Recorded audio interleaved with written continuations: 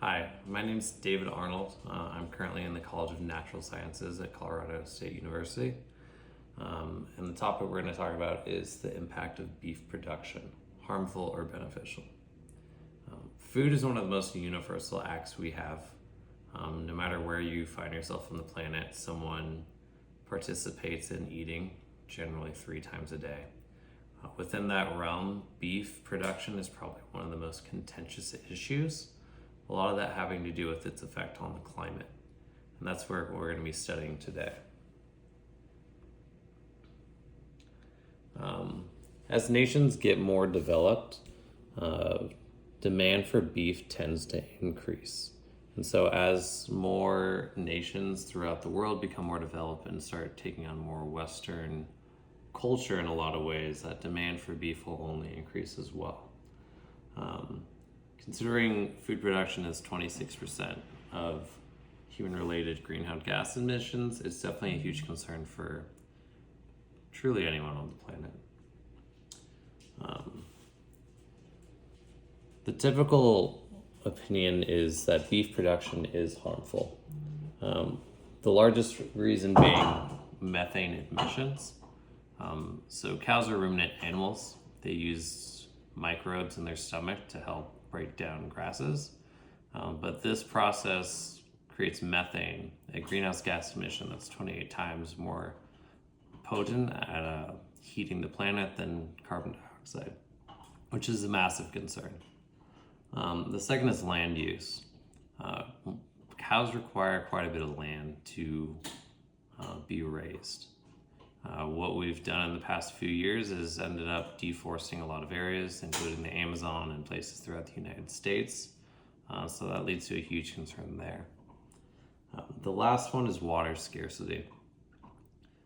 Cows take up a lot of water, and even more so is the water that's needed to produce the crops that they eat within conventional farming practices. On the other end of things is the beliefs of it being beneficial. A lot of it's centered on more sustainable practice. There isn't much contention on beefs being unsustainable with conventional farming, but the argument now is that there is a possibility to grow beef where it can be beneficial for the planet. A lot of that's centered around rotational grazing. Rotational grazing is basically just a land management practice where cows are allowed to eat the grasses in certain sections of prairies or other grazing areas and then move to the next one. This gives time for the grasses to basically grow and build a better foundation between cycles and allows them to grow deeper root systems. These deeper root systems help sequester carbon into the soil since the roots are mostly carbon. And a lot of the other positive effects cascade as well from this deeper root system. The first one being biodiversity.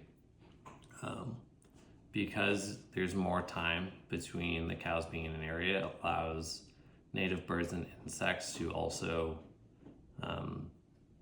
take up the space within the areas. And because the grasses are healthier, there's more foliage for them to create nests, build homes, things of that nature. And the last thing is water retention. With healthier grasses, the roots dig deeper and they create a more porous soil. This prevents runoff during rains and ensures that during dry spells there is more water in the soil for the grasses to rely on.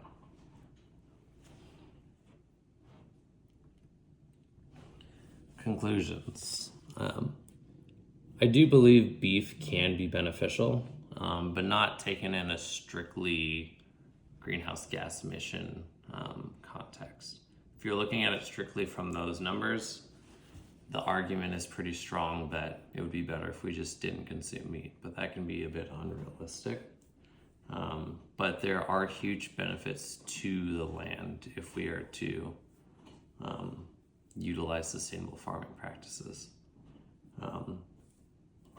What I believe would be the best option is called head, but the ideal situation would be a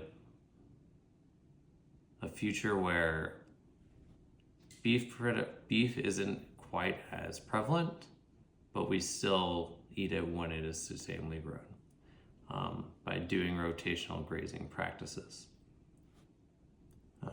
But the choice isn't about eating less beef, but producing it better. Together we can support a food system that nourishes both people and the planet, but that involves growing what the land can provide and not what we are trying to push onto it.